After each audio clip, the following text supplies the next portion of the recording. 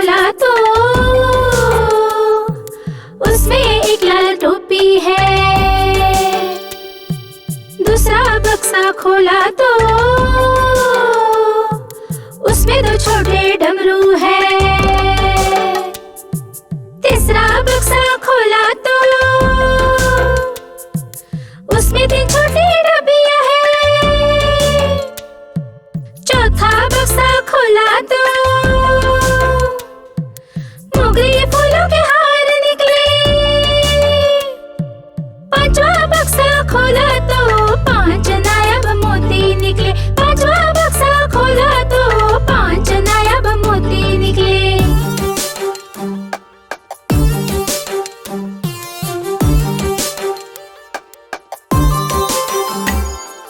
छठा बक्सा खोला तो उसमें 6 छोटी गाड़ियां हैं। सातवां बक्सा खोला तो 7 मुखालिफ रंग है। आठवां बक्सा खोला तो